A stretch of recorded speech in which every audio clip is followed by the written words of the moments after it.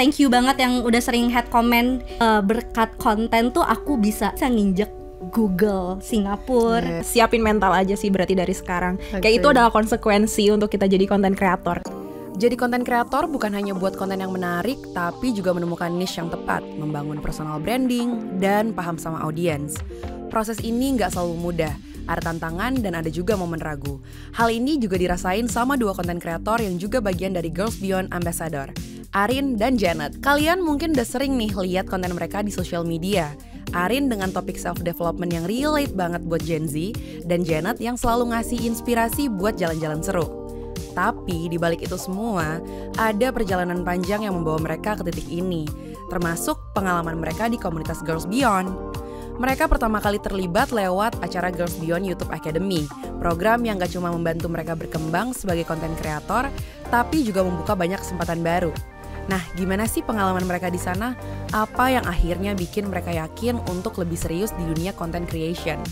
Di episode kali ini kita akan kupas tuntas semua kisah mereka. Jadi yuk ikutin cerita lengkapnya. Halo Arin dan Jenna. Halo Kezia.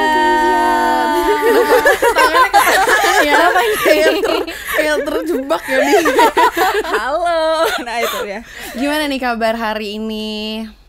Aku sehat, alhamdulillah. Dan happy sih karena udah lepas dari full time dan sekarang yes, aku udah lepas dari full time corporate dan sekarang aku lagi menikmati masa-masa menjadi full time content creator. Wow, tepuk tangan dulu dong, tepuk tangan, keren banget, keren Seru banget. ya Bun. Kalau kamu nih Jen? Aku baik, sehat, lagi cuti karena aku masih full time worker kan, belum full time content creator kayak Kak Arin. Kalau sering cuti kayak gini tuh bentar lagi kayaknya bakal Nanti kita lihat ya Bun.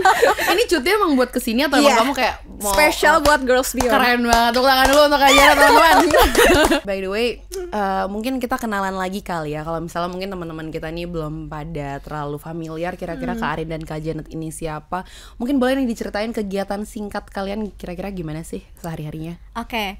Halo, nama aku Arin Lubis. Aku adalah Girls Beyond Ambassador 2024. Keseharian aku sekarang udah resmi menjadi full time content creator. Yay!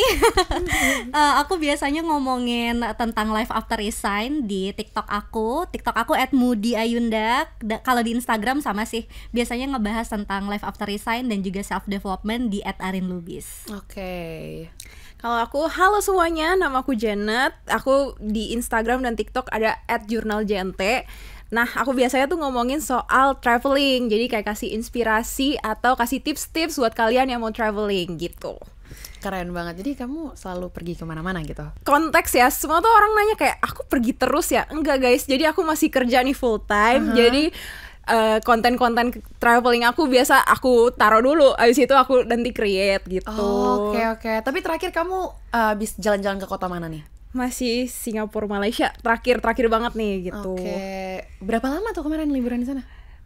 Berapa ya, Kes? 3, cepet tuh waktu kemarin kayak aku waktu itu 24 jam di Singapura. Jadi kayak iya, jadi bener-bener cepet banget gitu. Pepe. Karena cutinya udah mau habis. Jadi jadi bener-bener tercepot-cepot, gak apa-apa. Tapi itu itinerary-nya padat banget dong berarti. Iya, gitu deh. Oh my god. Jadi ada aja gitu kegiatannya gitu. Oke. Wow, ini keren banget sih. Berarti aku nanti akan, mungkin kita di balik layar bakal bahas kamu tuh satu hari ngapain aja di Singapura gitu kan. Oke. Tapi sambil content creating itu. Betul. Oh wow. Oke. Betul. Oke, nah kalian berdua ini kan konten kreator ya. Aku tuh mau tahu. Oh, by the way, mungkin boleh nih kasih tahu teman-teman, followers kalian nih berapa nih di TikTok dan Instagram? Kalau aku di TikTok ada 10.000, di Instagram ada 15.000. Oke. Kebetulan aku masih growing ya teman-teman. Di TikTok aku OTW 2000, di Instagram masih OTW 3000. Jadi aku masih mini content creator. Oke. Tapi itu udah sebuah progres sih, ya kan? Small progress is a progress. Nah, tapi apa sih yang bikin kalian awalnya tuh kayak yakin gitu untuk kayak jadi content creator? Apalagi kamu nih Karin, akhirnya kayak decide, udah deh gue full time content creation aja. Kalau aku yakin untuk full time content creator adalah dengan aku content creation ini tuh konsisten selama hampir setahun, itu tuh ngebawa aku ke banyak tempat yang gak bisa aku dapetin ketika aku 4 tahun di corporate. I see. Jadi aku merasa bahwa oh kayaknya yang linear dengan goals dan mimpi-mimpi aku tuh ya di path ini gitu. Jadi selama di corporate ya udah mungkin enaknya di corporate aku settle settle dengan penghasilannya. Terus juga itu juga merupakan salah satu media impian aku di sana. Tapi ya zona aman aja gitu. Dan waktu itu aku ngebuat konten tuh juga awalnya dari keseharian aku di kantor. Jadi awalnya aku konten pertengahan 2022, waktu itu udah WFO. Jadi aku konten dan banyak yang audiens aku yang curious terus menerima konten aku. Awalnya dari keseharian aku di kantor. Terus mungkin aku juga udah jenuh ya karena divisi yang aku masukin di kantor itu tuh sebenarnya bukan aku banget gitu. Jadi aku tuh nyari happy-nya tuh lewat konten. Akhirnya konsisten, terus juga gabung di Girls Beyond YouTube Academy tahun kemarin. Terus ya aku nemu nyaman dan itu tuh ngebawa aku ke tempat-tempat yang aku pengen reach. Dan itu gak aku dapetin di kantor. Itu yang ngebuat aku mantap untuk milih path ini. Wow, itu menurut aku bold banget sih keputusan untuk kamu akhirnya meninggalkan corporate life dengan stabilitas yang bisa diberikan oleh kantor, kayak tunjangan-tunjangan, kayak insurance dan lain-lainnya. Itu kan banyak diberikan oleh corporate kan. Tapi akhirnya kamu kayak decide untuk itu menurut aku keren banget sih. Aku masih kayak salut banget sih karena kayak untuk seseorang yang mencintai stabilitas ya. Aku tuh kayak untuk meninggalkan corporate tuh serem ya untuk menjadi full time freelance deh, let's say gitu. Itu kan agak-agak ketar-ketir kan gitu. Tapi itu sempat jadi pikiran kamu juga gak Kak? Jujur iya, kayak aku melihat kan itu inspirasi aku banget ya. Inspirasi untuk buat resign ya. Kan life after resign ya Bun. Oke. Nah jadi sebenarnya emang kayak kelihatannya kayak hari-hari di kantor ketika yang kayak kita lagi down banget, kayak aduh banyak banget kerjaan, terus kayak ngelihat ke Arin kayak halo semuanya, hari ini kerjaanku pagi-pagi udah di GBK misalnya, udah lari gitu kan. Itu kayak cukup inspiratif juga, kayak gimana sih kita bisa jadi full time freelance gitu. Menurut aku sih itu salah satu mungkin buat orang tuh jadi sebuah inspirasi gitu, apalagi aku gitu. Berarti kamu masih ada kayak rasa doubt gitu ya, kayak resign apa enggak ya, resign apa enggak ya, apalagi masih growing kan. Betul. Nah karena aku masih growing juga, jadi content creator masih part time kan sebenarnya gitu. Jadi kayak kita masih coba dikonsistenin dulu nih gitu, kira-kira kita bisa banget gak ya bertumbuh di konten gitu. Jadi kayak makanya aku masih belum ninggalin si stabilitas ini gitu. Benar. Aku bisa relate dan mengerti banget sih gitu dengan perasaan kayak nanti siapa safety net aku kalau misalnya keluar dari kantor gitu. Betul. Nah, tapi by the way teman-teman, Arin dan Janet ini kan juga merupakan bagian dari Girls Beyond Ambassador kan gitu, yang seperti yang tadi aku sudah ucapkan juga. Nah, kira-kira pengalaman kalian tuh awalnya gimana sih mau masuk ke GB Ambassador nih, mau join gitu? Oke. Siapa dulu nih? Aku dulu deh. Oke, boleh Janet dulu. Nah, jadi pertama-tama tuh sebenarnya clickbaitnya si Girls Beyond Ambassador ini, clickbaitnya itu adalah gambar pesawat. Di aku ya, gambar pesawat kayak ayo ada pergi ke Singapura. Itu bener. Dia. Itu entry point itu pertama aku. Awal-awal ya. KV awal-awal aku adalah pergi ke Singapura. Terus aku kan doyan travel kan sebenarnya. Jadi kayak aduh menarik banget nih, kayak pengen deh ke Singapura, ke luar negeri dibayarin gitu. Jadi itu sebenarnya entry pointnya. Dan juga aku ngelihat temanku ada yang ikut tuh join.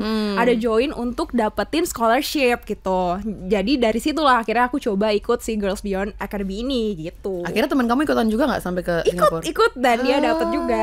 Lucu banget. Iya. Oke. Kalau kamu Ren?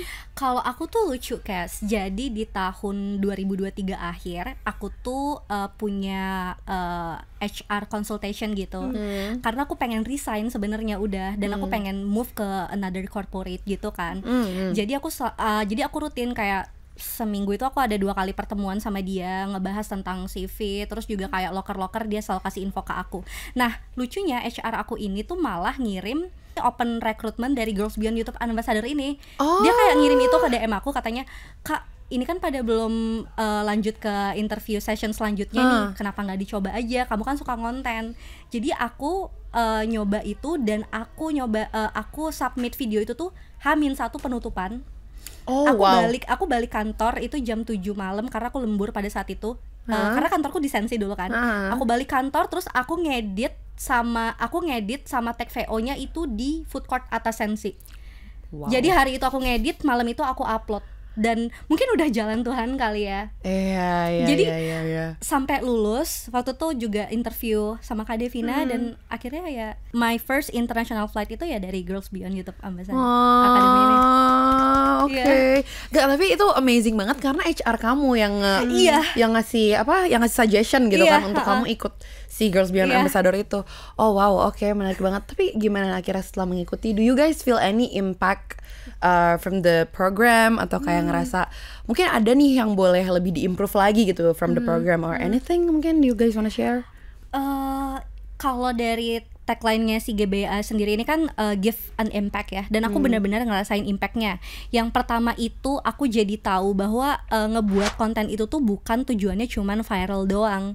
Jadi kayak ngebuat konten itu ternyata itu juga punya teori dan rumus-rumusnya. Kemarin di 7 kali pertemuan itu tuh aku benar-benar dapat insight bahwa kita tuh harus punya niche, dan konten yang kita share itu tuh harus bervalue dan harus ada impact juga dari konten yang kita share gitu.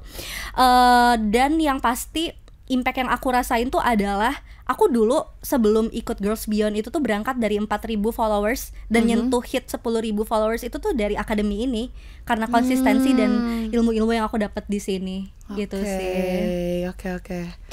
Kalau dari aku impactnya banyak banget sih. Pertama itu boost confidence aku banget. Betul. Jadi kayak selama ini kayak aku cuman kayak ngonten hanya sekedar hobi, karena aku berangkat ngonten tuh karena hobi aja gitu. Kayak ya udah suka share tempat baru gitu.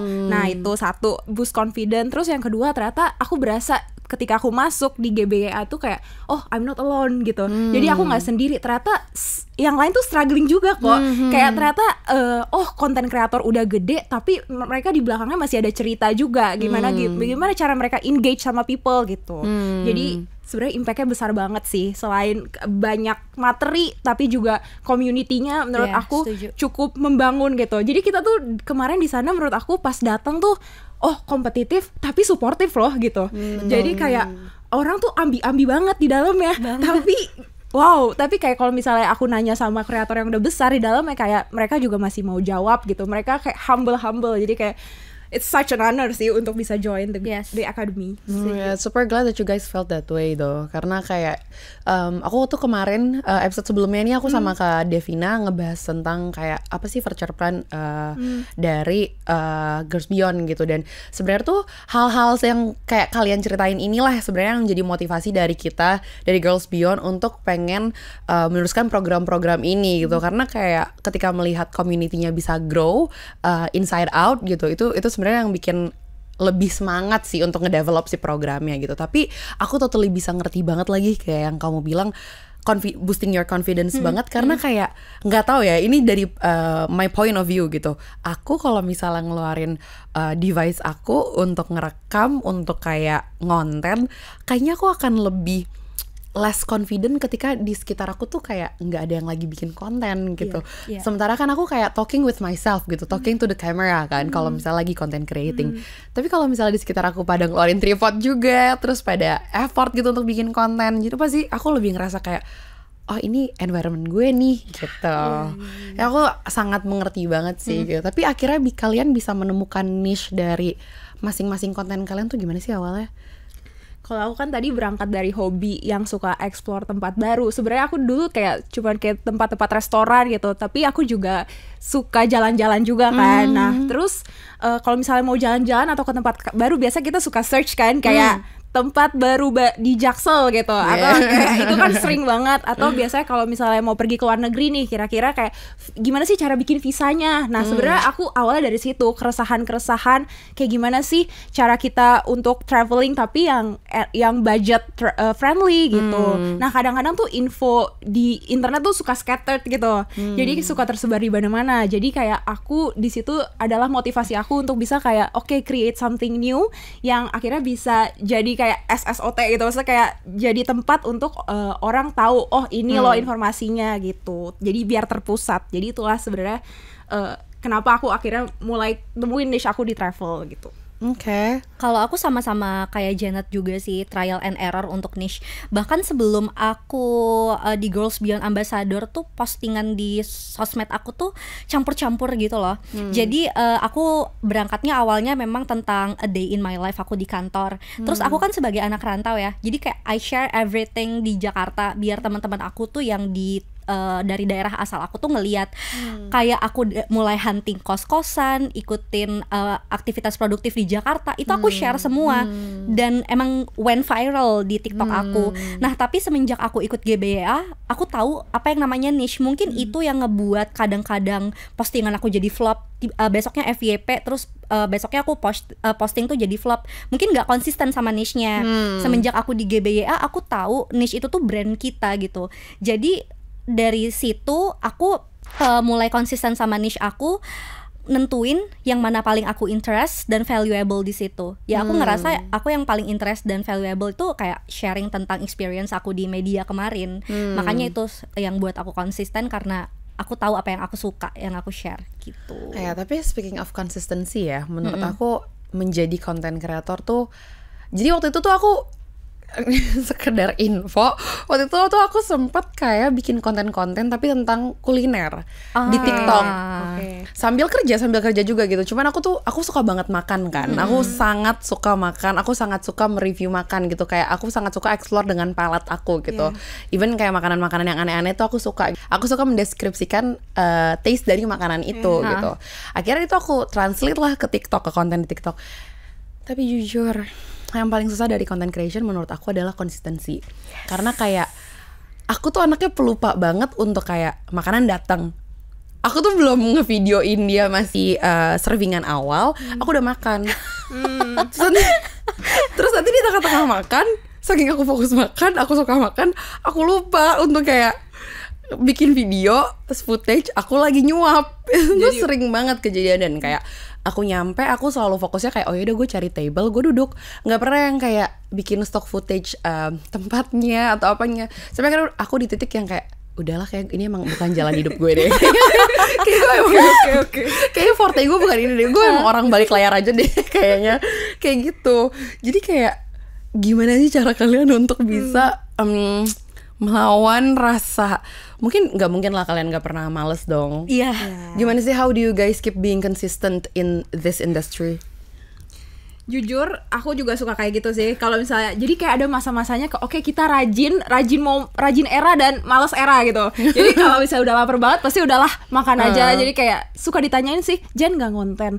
Udah males, udah lapar gitu. Biasa kayak gitu. Nah, tapi gimana caranya kita tackle that challenge? Sebenarnya kayak jadi aku selalu kayak mikir sih, kayak hari ini aku mau kemana dan aku bisa create apa ya dari hari ini gitu. Aku suka kayak iseng-iseng footage, karena mungkin hobinya tuh kayak ya udah kayak daily activity aku rekamin gitu. Jadi sebenarnya itu tuh jadi habit gitu. Jadinya out of habit. Karena kayak balik lagi yang kamu bilang kamu udah bikin list itu, aku juga udah pernah nih guys. Sedikit cerita ya. Aku waktu itu mau ke Bali solo trip. Aku udah bikin itinerary-nya, aku udah bikin konten plan-nya, aku udah bikin kayak pokoknya nanti pas aku sini aku bikin ini. Nanti di hotel bikin ini. Nggak ada yang kejadian. Gak ada yang kejadian sama sekali. Even konten aku tuh mau bikin kayak day one arrive in Bali, my first ever solo trip gitu. Nggak kejadian. Padahal aku udah rekam out bangunnya. Aku udah rekam bangun, aku udah rekam packing, aku udah rekam berangkat di grab car ke airport take off, semua nyampe landing adalah. Terus aku pas udah nyampe di Bali lupa udah yang kayak tahu-tahu kayak udah sore, terus aku udah di pantai, aku kayak aku dari tadi gak ngambil footage gitu. Itu kayak how do you guys kayak gimana sih? Kalau aku emang aku dari dulu anaknya suka mendokumentasikan apapun ya. Jadi aku emang orangnya suka ngerekam apa yang menurut aku cantik. Terus aku suka ngerekam apapun deh momen-momen itu. Jadi aku merasa nggak keberatan sebenarnya kalau misalnya untuk mendokumentasikan itu.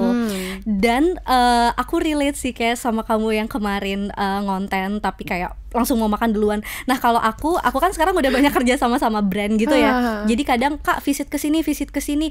Nah aku tuh selalu akan datang ke tempat itu atau makan ke situ tuh 2 kali. Jadi pertama buat kerja, nanti kapan-kapan aku datang ke situ untuk aku nikmatin aja. Aku selalu kayak gitu. Kayak misalnya ada exhibition apa gitu. Kadang aku cuman sekedar kerja doang, ya udah langsung balik. Nanti aku besok datang lagi untuk aku nikmatin bener-bener nggak megang handphone segala macam gitu.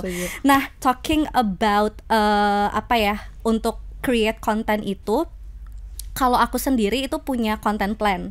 Jadi emang aku udah sama kayak Janet sih, ada hari-hari yang dimana aku produksi konten kayak sehari minimal lo produksi 2 konten deh. Ada hari besoknya aku rest gitu. Biar karena aku ngerasain freelance itu sebenarnya sama capeknya juga sih sama corporate, sama-sama kerja juga gitu. Setuju. Jadi aku kadang heran sih sama orang-orang yang underestimate freelance atau apa-apa, karena ya kita sama-sama kerja pakai skill juga, dapat penghasilan juga ya sama-sama aja gitu. Dan burnoutnya tuh sama. Karena kalau di corporate kan kita kadang ada yang ngelit ya. Nah kalau aku sekarang tuh bener-bener kerja sendiri, cari ide sendiri, organize sendiri, kayak gitu sih. Menurutku di content creation tuh ada 2, ada yang strong di visual, ada yang strong di value di dalamnya. Nah aku tuh lebih ke storytelling dan value yang aku sampein. Kadang video-video aku tuh kayak ya footage apapun itu, tapi aku bercerita di situ. Aku niche aku lebih kayak gitu sih. Jadi kalau misalnya teman-teman tipikal yang nggak suka, yang nggak banci kamera lah ibaratnya, footage apapun itu, tapi kalau value dan juga storytellingnya menarik tuh ada aja audiensnya. Agree sih, itu aku setuju banget sih. Dan aku sangat bisa mengerti kenapa kamu mau visit 2 kali, karena ketika aku mencoba untuk bikin konten makan itu, aku nggak fokus sama rasa makanannya jadinya. Aku justru kayak benar-benar kayak memaksa palate aku untuk mengingat rasanya, to the point aku justru jadi tidak menikmati lagi. Karena aku harus nginget biar dulu tuh aku selalu sambil nyatet, aku tuh bawa notes gitu. Dan sampai sekarang sebenarnya even aku udah nggak bikin konten tentang apapun itu, aku tuh masih suka bawa notes karena aku suka nyatet tentang makanan-makanan yang aku rasain gitu. Sampai akhirnya aku sempat berpikir kayak, karena gue kayak nggak bakat ya jadi konten kreator. Dan aku tuh suka nggak ada confident-nya gitu loh, kayak untuk, makanya tadi aku bisa menanya ke kalian, kayak aku bisa relate juga yang aku bilang ke kamu ketika aku ngeliat di sekitar aku nggak ada yang buka kamera dan konten, itu tuh membuat self esteem aku agak turun ya sejujurnya dalam konten gitu. Karena aku tidak at the end of the day, aku akhirnya jadi tidak menikmati itu semua gitu. Dan aku kayak, oh ya udah berarti this is not my way gitu. Nah, kalian pernah gak sih punya pikiran yang kayak ketika kalian jadi content creator, apalagi waktu awal-awal nih masih emerging, pernah gak sih ngerasa yang kayak, aduh ntar teman-teman gue ngomong apa ya, atau kayak what do they think of me, karena menurut aku everyone has anything to talk about anyone. Jadi kayak anyone can judge you and anyone can say anything about you gitu. Have you guys ever like being doubtful or at least kayak overthinking gitu with whatever that you guys are posting gitu, yang kayak teman-teman gue ngomong apa ya ini, atau yang ada yang kayak mungkin literally in your face gitu ngomong yang kayak konten mulu gitu. Pernah nggak sih mengganggu confidence kalian sebagai content creator gitu? Kalau aku dulu tuh waktu di corporate aku sempet agak takut, karena jadi aku tuh di divisi R&D dan media yang tempat aku bekerja tuh kan emang produk utama kita sinetron ya. Jadi aku tuh bertanggung jawab untuk si sinetron itu. Dan teman-teman aku tuh kebanyakan boomer emang. Jadi aku Gen Z itu kayak banci kamera banget lah, apa-apa aku record, apa-apa kayak aku ngonten di desk aku gitu-gitu kan. Dan tapi yang nge-embrace aku tuh ketika aku upload konten aku itu tuh audiens aku tuh banyak yang curious dan merasa terbantu sama konten aku. Jadi even itu aku ada yang berpikiran ngejatuhin confidence aku berpikir bahwa ya udah ada orang yang suka konten aku dan merasa terbantu gitu. Jadi kenapa aku harus memikirkan itu? Dan lucunya Kes, waktu aku mau resign itu kan aku diinterview sama manajer head divisi aku dan lain-lain. Jadi waktu aku diinterview sama manajer aku yang udah boomer ini, dia nanya lagi ke aku, kamu yakin Rin jadi content creator? Yakin Pak? iya sih saya ngikutin konten-konten kamu. Aku kira dia bakalan bakalan kecewa sama keputusan aku kan. Terus dia ujungnya nanya gini, kira-kira untuk saya tuh konten yang bagus apa ya? Artinya semua orang tuh pengen konten gitu. Bapak konsul maksudnya nih ikut interview saya. Karena mungkin dia ngelihat konten-konten aku, dan juga waktu di interview itu tuh aku ditanya kayak gimana kerja sama brand. Maksudnya mungkin dia nge-make sure aku tetap berpenghasilan kali ya. Kayak aku kasih tau lah, iya Pak, sekali saya kerja sama brand, red card saya segini. Terus kayak kira-kira konten apa ya Rin yang cocok untuk saya kalau saya mau buat konten. Kayak Bapak mau juga gitu ternyata. Bapak ikut GBA aja. Mungkin Bapak tahu nih Bapak. Makanya aku kayak, dan setelah aku resign tuh ternyata tetap disupport sama mereka. Bahkan anak-anaknya tuh juga ada nge-follow aku gitu. Oh wow. Iya Oke, gitu. oke. Jadi ya ternyata semua orang tuh akan konten pada waktunya betul, gitu betul. loh.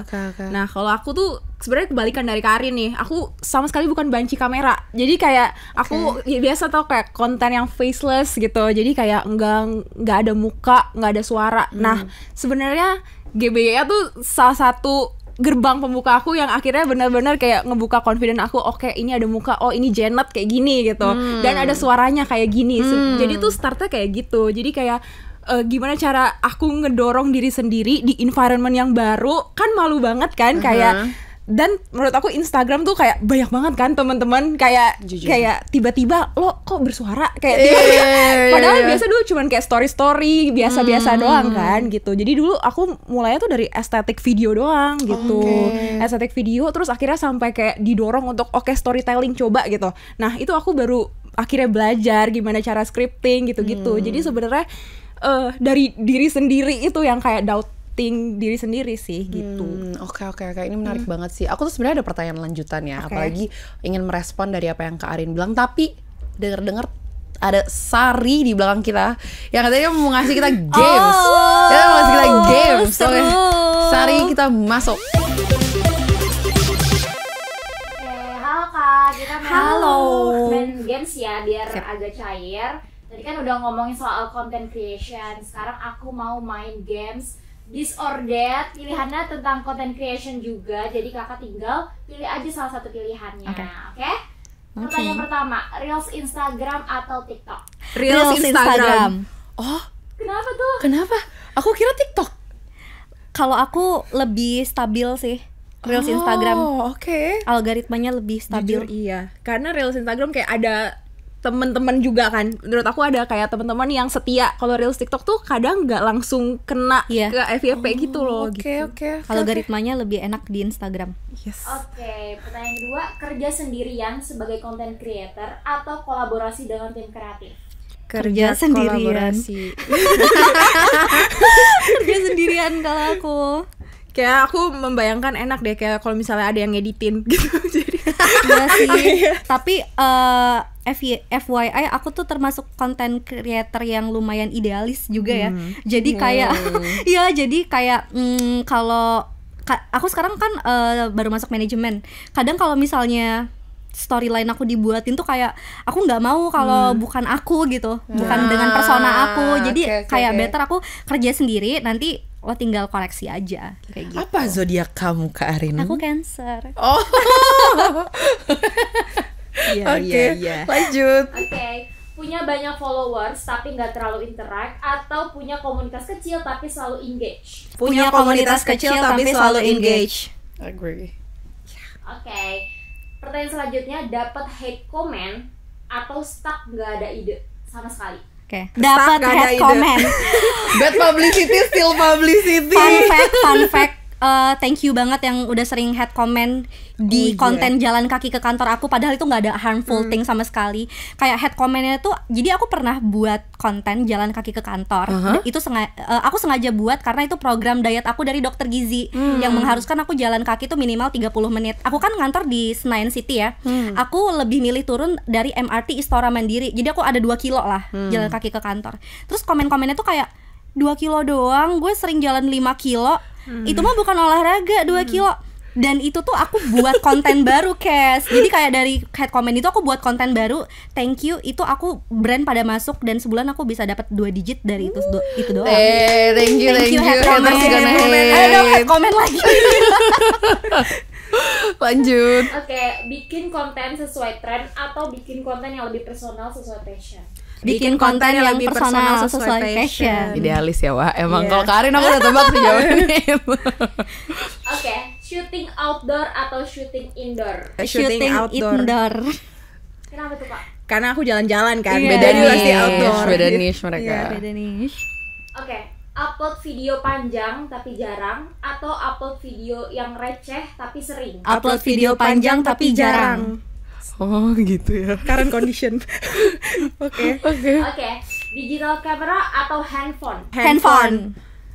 Karena lebih gampang ya. Iya. Digital kamera kadang berat sih. Jadi Betul. kalau handphone langsung. Oke, pertanyaan terakhir. Dapat kerjaan dari brand besar dengan bayaran gede tapi banyak aturan, atau dapat kerjaan bayaran kecil tapi punya kebebasan kreatif? Dapat kerjaan brand dari- gede tapi banyak aturan. Aku yang bisa kreatif dulu deh. Karena itu berpengaruh sih kalau aku untuk porto aku ya, karena Agree. brandnya. Ngeri. Kalau aku masih masih growing kan, jadi nggak apa-apa brand-brand kecil dulu, tapi aku masih bisa ke idealisnya itu masih bisa Belum kita. BU. Iya. Masih ada stability ya, Bun. Oke. Jujur. Oke. Thank you, Thank you Sari. Sari. Oke, aku lumayan bisa tergambar ya sekarang kalian preferensinya gimana berdasarkan hasil disordered tadi. Disordered tadi gitu. Kalian kan udah ada beberapa. Kamu udah kerja sama brand, kamu Udah, sama brand udah. juga. Oke, nah menurut aku dengan kalian bekerja sama dengan brand-brand ini kan obviously akan memberikan kalian exposure yang lebih besar lagi kan. Apalagi kalau misalnya udah collab, post dan lain-lainnya, kalian pasti kan akan lebih amplificate gitu kan ya kontennya. Nah, ini pertanyaan personal dari aku sih sebenarnya gitu. Ketika kalian akan semakin lebih besar, obviously akan punya komunitas yang lebih banyak, yang ngikutin kalian juga akan lebih banyak gitu. Kira-kira kalian siap nggak sih ketika, menurut aku ini adalah suatu hal yang akan dihadapi oleh para konten kreator yang memang sudah besar gitu. Kalian siap nggak sih kalau misalnya nanti kehidupan kalian yang personal, apalagi kalau misalnya Arin kan bisa sampai memang kayak daily life kamu nih dikasih lihat banget gitu ke publik. Kalian ready nggak kalau misalnya personal life kalian udah mulai kekorek nih gitu? Sampai misalnya kayak romantic relationship kalian kebuka, padahal mungkin kalian pengen kayak ya TTA aja gitu hubungannya. Kalau aku, karena mungkin sekarang udah full time content creator dan menganggap ini tuh adalah professional work aku ya. Aku sama sih kayak di corporate kemarin selalu punya boundaries untuk konten aku sendiri. Jadi memang ada beberapa live aku yang nggak aku expose gitu, kayak personal life aku. Sebenarnya di Instagram pun aku nggak 100% kasih Arin Lubis gitu. Jadi kayak aku masih ada boundaries, dan menurut aku as long as kita bisa ngejaga itu dan kita nunjukin sisi yang mau kita tunjukin ke audiens, itu kayaknya aman-aman aja deh. Oke, kalau dari aku juga masih jaga boundaries nih. Iya. Kayak aku juga masih kerja kan, terus kerja ada work ethicnya segala macam kan, ada kayak privacy di situ. Jadi aku masih kayak misahin yang kreator-kreator dan yang kantor-kantor gitu sih biasanya. Kalau personal life sama family juga jarang aku tunjukin sama gitu. aku juga. Jadi kayak bener-bener yang dikontenin aja gitu. Gitu Bisa sih. dibilang yang happy aja lah ya, Yes. cukup yang warga-warga ini tahu gitu. Iya. ya. Oke, agree. Karena ada di beberapa kasus gitu, kayak ada beberapa teman-temanku yang akhirnya menjadi content creator dan sekarang sudah lumayan besar. Ada satu hal yang mereka keluhkan adalah kayak sometimes mereka udah jaga gitu, mereka udah tutup itu untuk nggak kelihatan, tapi somehow kekorek sama orang gitu, kayak somehow ketahuan aja gitu sama orang. Dan itu adalah ada di beberapa momen mungkin di awal-awal yang mereka merasakan itu, mereka sempat kayak gila gitu, mereka sempat yang kayak gitu. Makanya aku sempat kayak, kalian tuh udah ada preparation gak sih untuk itu gitu, just in case it happens to you guys later in the future gitu. Kayak harus ready sih. Kayaknya harus ready, Iya, betul-betul. Apapun yang terjadi, tapi makanya kayak ya udah yang positif aja sih untuk yang ditunjukin. Kalau misalnya nanti akan ada, ya udah siapin mental aja sih berarti dari sekarang. Kayak itu adalah konsekuensi untuk kita jadi konten kreator kan. Agree. Betul. Aku setuju deh sama Janet. Aku kok nggak kepikiran sampai sana tapi ya. itu hal yang selalu muncul di kepala aku ketika aku melihat teman-teman konten kreator udah pada ngeluarin tripod. Kayak gimana ya kalau misalnya suatu saat mereka tiba-tiba bom gitu, kayak tiba-tiba viral, tiba-tiba besar banget, tapi ada beberapa hal yang mereka belum persiapkan, terus kekorek gitu sama orang, kayak gimana. Tapi kan ternyata sudah dijawab ya, yang kayak menurut kalian itu kan memang udah part of the consequences of being a content creator gitu. Nah, kalau misalnya ngomongin part of being content creator, udah pasti pernah ada titik kayak sumpah gue capek banget, gue gak pengen ada di depan kamera. Sumpah kayak gitu. Tapi kayak mungkin kalian lagi ada janji dengan brand, udah ada kontrak sama brand, udah ada tanggung jawab yang harus di-fulfill, atau mungkin gak sejauh sampai gak mau itu di depan kamera, tapi creative blocks gitu. Kayak gue udah stuck banget lagi, gue gak tahu lagi mau gimana. Itu kira-kira kalian biasanya ngapain tuh kalau misalnya kayak gitu? Sering terjadi sih sebenarnya. Cuman kayak kalau misalnya udah collab sama brand gitu kan, apalagi itu a big deal, dan kayak kita nggak mau ngecewain juga anyway kan. Jadi kayak take time, kayak kita coba dulu mundur bentar gitu. Kayak sadarin, mindful dikit kalau oke, ini buat brand, oke, ini jangka panjangnya apa gitu. Terus kayak kita coba asking for help, kayak aku lagi kondisinya kayak gini. Biasa aku reaching out to people sih, kayak misal aku nanya ke Karin, Kak aku lagi kayak gini-gini nih sama brand gitu. Aku biasanya nanya sih kayak abis itu kalau misalnya stuck, langsung kita coba lanjut lagi sih abis reaching out for help gitu. Jadi kayak menurut aku jangan sendirian gitu rasanya, kayak coba ajak teman gitu. Dari aku sih kayak gitu. Coping aku sama Janet hampir sama sih, lebih ke reaching out teman-teman sesama creator gitu. Atau kadang-kadang aku bener-bener seharian kalau lagi burn out dan gak ada ide tuh aku bener-bener rest dari social media gitu loh, kayak nggak megang handphone. Kalaupun akses sosmed aku kayak ya mau consume konten yang aku pengen consume aja gitu. Terus ya kalau ada kerja sama brand, that's why aku tuh selalu menganggap KOL spesialis tuh kayak teman aku. Jadi kayak aku nggak segan untuk curhat ke mereka, kayak Kak aku lagi kreatif block di sini, kira-kira any suggestion gak ya dari kamu? Atau aku cara lainnya tuh adalah ngelihat konten orang lain yang niche-nya sama kayak aku, terus ternyata bisa juga nih buat konten kayak gini, terus aku modifikasi kayak gitu sih. Okay. Tapi dari jawaban kalian yang aku dapetin adalah betapa pentingnya having a support and community gitu. Betul. Berarti menurut kalian dengan join ke GB Circle, having GBYA in your surroundings gitu, does it really help you a lot though? Yes, indeed, sangat-sangat membantu. Sangat-sangat membantu. Aku ngerasa kayak punya support system yang ngerti sama yang aku rasain gitu. Kayak misalnya kita lagi creativity block gitu ya, kayak nggak tahu mau ngapain, terus ada mereka. Terus juga kayak kalau misalnya kita butuh support, ada mereka. Seneng sih bisa ada di community GBYA itu, kayak sama-sama karena relate gitu ya. Iya, benar. Kayak it reminds us kalau we are not alone in this journey gitu. Karena menurut aku content creation kayak kita lawan diri kita gitu kan. Kayak kita compete with ourselves, doubting ourselves juga. Jadi kayak sebaiknya kalau content creator tuh kayak better not alone gitu. Oke. Tapi having a support system and anything gitu, itu kan udah pasti ada di sekitar kalian gitu. Dengan kalian sudah memiliki itu gitu sekarang. Nah, dengan surroundings yang lainnya yang opposite dengan itu, which is yang tadi Karin udah sempat mention juga, kayak having a hate comments and everything. Ada gak sih momen kalian pernah dapat hate comment yang benar kayak sumpah loh gue sampai diginiin gitu, kayak gue ngapain sih emang gitu? Mungkin kalian ada cerita lain gitu, kayak selain dari yang konten jalan kaki ke kantor? Kayaknya yang paling ngebuat aku hampir mau berhenti ngonten tentang wellness tuh itu sih, kayak selalu di compare sama journey wellness mereka. Jadi kayak nggak menarik ya konten gue gitu. Aku sempat mikir kayak gitu. Jadi kayak apa gue stop aja ya. Tapi dari situ tuh malah yang ngedorong ya orang-orang yang suka gitu sama konten aku, dan juga brand-brand yang support kayak nggak apa-apa Kak, karena kita tahu bahwa ya ternyata lo kalau mau sehat, mau gerak tuh ya jalan kaki tuh juga merupakan olahraga gitu kan. Itu sih, itu hampir mau stop ngonten tuh gara-gara sering kayak gitu orang-orang. But lucky you didn't, no? Iya. Kalau dari aku belum sih, tapi aku pernah dapat komen di GB yang kayak kok dia yang menang gitu. Aku Iya. Ya waktu itu. Oh Jadi my God. jujur iya, terus tapi ada yang balesin waktu itu. Jadi kayak aku sempat jadi kayak doubting myself lagi sih. Kok tapi harus nge-push diri sendiri lagi kan, kayak let's prove ourselves kalau misalnya kita bisa kayak gitu. Setuju. Itu orang yang nggak tahu proses kamu sih. Soalnya Janet itu waktu di GBYA dia pernah sakit operasi dan dia tetap ngonten. Ya jujur. Dia tetap ngonten untuk kita tuh ada tes setiap pertemuan itu tuh ada tes dan harus ngupload. Nah Janet itu walaupun abis operasi Usus buntu, dia tetap ikut Zoom online kelasnya dan tetap di rumah sakit tetap ngonten. Jadi kayak kamu nggak tahu prosesnya, jangan kayak gitu. Tuh ya guys, ini kayak kakaknya udah marah nih.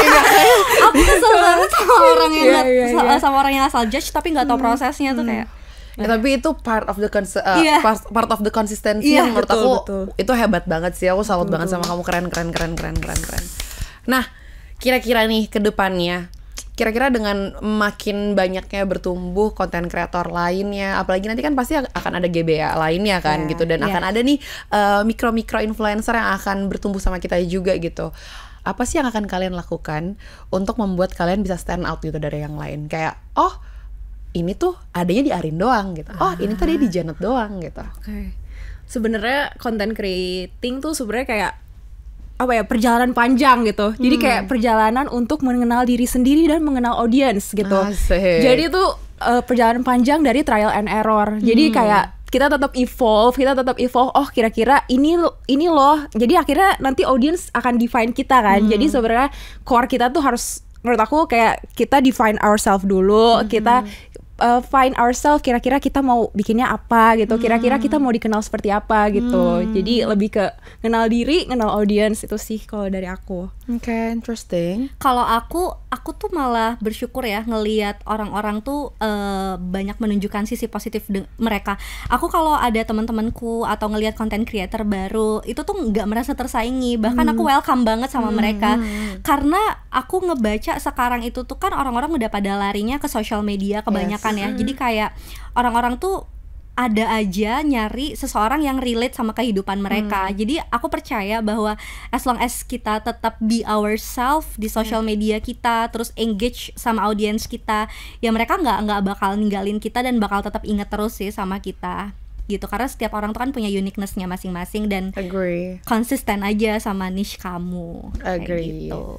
Nah, speaking of the experience and the journey of being a content creator, ada gak sih pengalaman yang paling menurut kalian kayak gitu, kayak mind blowing gitu, kayak boleh in a good way, boleh in a bad way, mungkin kayak pernah collab sama suatu brand apa tapi kayak zong ya ternyata gitu, atau kayak aku kayak di prank nih gitu, atau apa gitu mungkin. Kalau aku lebih ke tanpa konten, mungkin seorang Arin Lubis tuh bakal mimpi doang untuk satu frame sama Maudy Ayunda sih.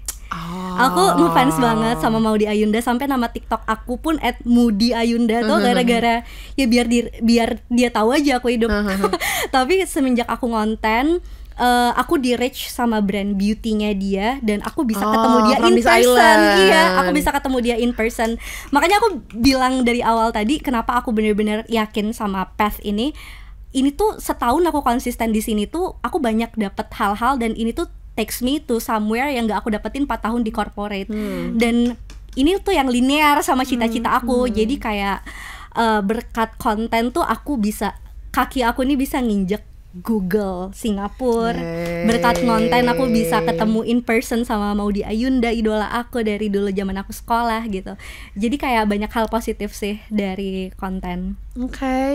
Kalau aku itu positifnya banyak, tapi kayak ada juga yang merasa pas aku awal-awal kan aku juga masih full time kantor nih, full time kantor, terus ada visit, terus pas pulang gila, ini gue yakin gak ya jadi konten kreator gitu, kayak gue akan kayak ketemu teman baru, terus itu juga makan energi yang banyak kan, jadi kayak wah capek juga ya jadi konten kreator, belum abis dari visit juga mesti ngedit kan gitu lagi. Jadi kayak pressure-nya tuh lumayan, belum juga pressure dari kantor kan, jadi kayak ada lumayan banyak kekagetan sih di dunia konten kreator gitu. Oke. Nah, kalau dari kalian sendiri nih ngelihat kayak kita udah masuk 2025, Ada nggak sih perubahan yang akan terjadi nih, maksudnya kayak mungkin dari behavior audience kalian kira-kira akan ada berubah nggak sih dari algoritma kalian mungkin or anything, and how do you guys will tackle it?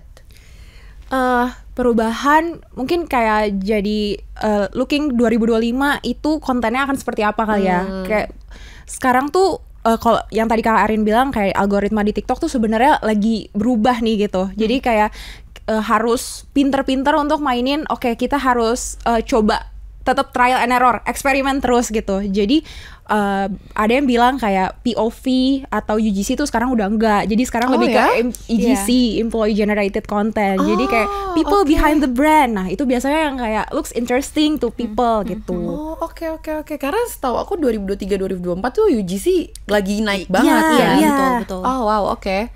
Ya, terus mungkin konten di 2025 ini tuh kita kompetitifnya di ide kali ya, karena banyak banget kalau di TikTok itu kayak ide-ide fresh. Misalnya nih, day one merintis jadi TikToker, itu bener-bener rame banget gitu. Terus juga kayak lebih ke relate ke audience dengan kehidupan kamu yang sebenarnya kayak EGC tadi, kayak misalnya mereka nunjukin realistic day kerja di beauty industry, jam 9 mereka ngapain, jam 12 mereka ngapain. Orang-orang mungkin lebih nyari kehidupan yang relate, yang real, dan ide yang fresh aja sih. Dan seorganik mungkin Iya, seorganik mungkin. Bahkan ada yang kayak bikin konten kayak get to know me tapi berpart-part gitu. Jadi kayak, dan itu naik semua gitu. Oke. 2 pertanyaan terakhir deh. Gimana cara kalian ke depan untuk stay in touch dan lebih dekat and intim dengan audience kalian? Boleh Bun. Oke.